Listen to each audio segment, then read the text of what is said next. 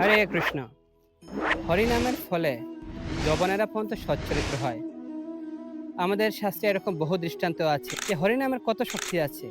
হরে কৃষ্ণ মহামন্ত্র, অন্যান্য অনেক মন্ত্র রয়েছে, অনেক কাজ হয়, মন্ত্রের দ্বারা অনেককে অনেক কিছু করা যায়, কিন্তু মহামন্ত্র, সাধারণ একটা মন্ত্রে যদি অনেক কিছু হতে পারে, তাহলে মহামন্ত্রের কত বা শক্তি থাকতে পারে। এরকম শাস্ত্রে এই হরে কৃষ্ণ মহামন্ত্রের বহু দৃষ্টান্ত আছে।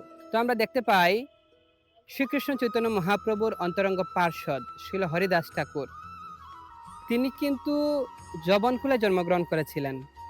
কিন্তু উনি যবনকুলে জন্মগ্রহণ করেও শ্রীকৃষ্ণ চৈতন্য মহাপ্রভুর আশ্রয় গ্রহণ করেছিলেন, যার ফলে তিনি প্রতিদিন লক্ষ নাম জপ করতেন।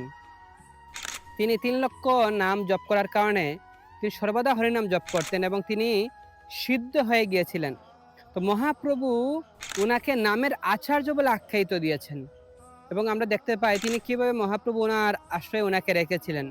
এমনকি যখন হরিদাস ঠাকুর তিনি দেহ রাখেন, তখন মহাপ্রভু স্বয়ং ওনাকে কুলে করে নিয়ে নিজের হাতে সমাধি দিয়েছিলেন এবং পুরীর আনন্দবাজারে নিজে এই হরিদাস ঠাকুরের মহাপ্রয়াণ উপলক্ষে তিনি প্রসাদ বিতরণ করেছিলেন। এছাড়াও আমরা দেখতে পাই যে চাঁদ কাজী মহাপ্রভুর লীলায়, চাঁদ কাজী তিনিও একজন মুসলিম হয়ে, কাজী হয়ে মহাপ্রভুর চরণে আশ্রয় গ্রহণ করে তিনি উদ্ধার লাভ করেছিলেন।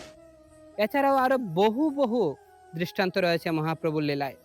এমনকি আমরা দেখতে পাই বৃন্দাবনে রস খান নামে একজন বিখ্যাত ব্যক্তি ছিলেন, যিনি একটা পানের দোকানে গিয়েছিলেন পান খেতে।